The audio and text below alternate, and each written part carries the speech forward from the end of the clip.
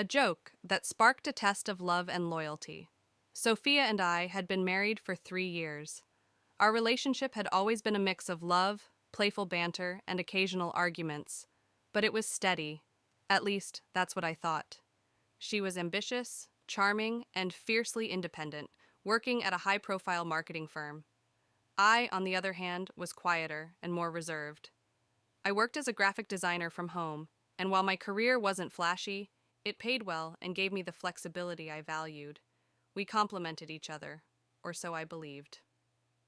One evening, Sophia came home unusually energized, her face glowing with excitement. She launched into a detailed story about her new boss, Daniel. "He's incredible, Alex. He's got such a vision for the company, and the way he handles meetings is just, wow," she said, practically beaming.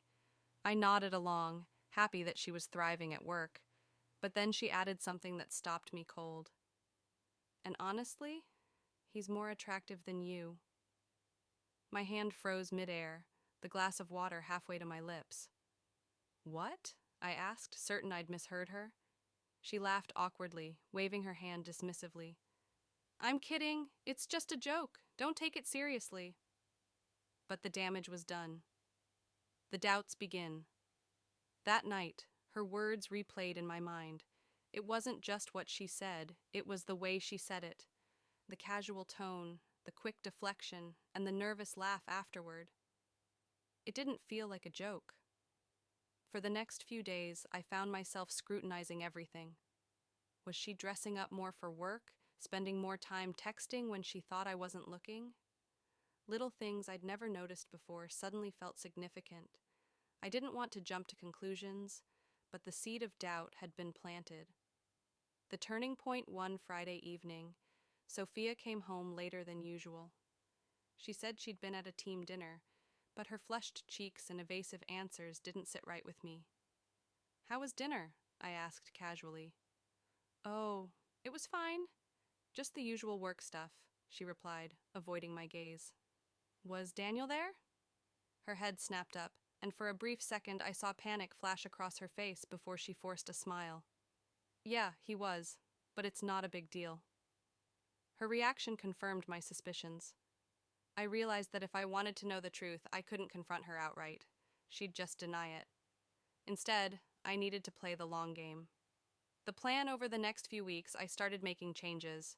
First, I revamped my appearance. I began working out regularly, upgraded my wardrobe, and even got a new haircut. Sophia noticed, of course. "You're looking good these days," she said one morning, eyeing me with a mix of curiosity and appreciation. "Thanks," I replied nonchalantly. "Just felt like a change." Next, I started dropping mentions of a new friend from my gym, Emma.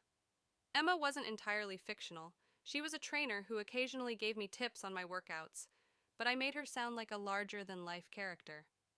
Emma suggested this new protein shake, I'd say during dinner. "It's supposed to be amazing for recovery." Or, "Emma mentioned a great place for hiking trails. Maybe we should check it out sometime." Sophia's responses were guarded at first, but as the weeks passed, I noticed a shift. She started asking more questions about Emma, where I met her, how often we talked, and whether she was single. I could see the jealousy brewing, and while part of me felt guilty, another part felt vindicated. The climax one evening, I casually mentioned that Emma had invited me to a group hike. "She's really into fitness," I said, deliberately keeping my tone neutral. "I think it'll be fun." Sophia's fork clattered onto her plate. "You're going hiking with her?" "It's not just her," I replied smoothly. "It's a group thing." Her eyes narrowed. "Do you think that's appropriate?" I leaned back in my chair, feigning confusion. "Why wouldn't it be? You hang out with your colleagues all the time, including Daniel."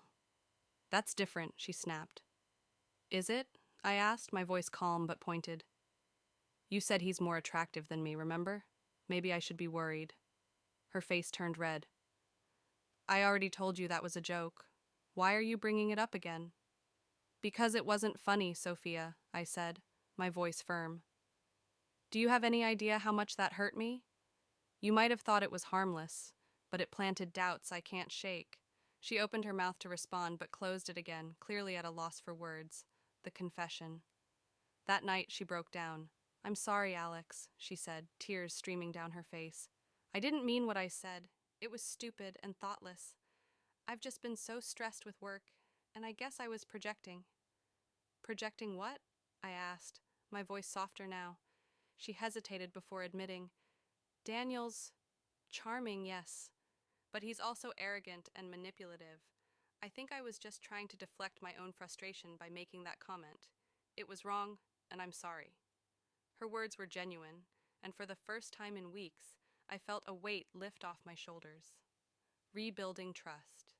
Over the following weeks, we worked on rebuilding our relationship. Sophia made a conscious effort to be more mindful of her words and actions, and I learned to communicate my feelings instead of bottling them up. We also sought counseling, which helped us address deeper issues we hadn't even realized were affecting our marriage. In the end, the experience brought us closer together. It wasn't easy, but it forced us to confront our insecurities and rebuild our relationship on a foundation of honesty and mutual respect. Sophia never joked about other men again, and I never felt the need to test her loyalty. Sometimes it takes a moment of pain to bring clarity. And while the journey was difficult, it ultimately made us stronger. When Sophia casually joked that her boss was more attractive than her husband, Alex, she had no idea the storm it would unleash in their marriage. What started as a careless remark planted seeds of doubt, jealousy, and mistrust. Determined to confront the cracks in their relationship, Alex devised a plan to test Sophia's loyalty. But what he uncovered was far more complicated than he imagined. This is a heartfelt tale of insecurity, love, and the lengths we go to rebuild trust after it's broken.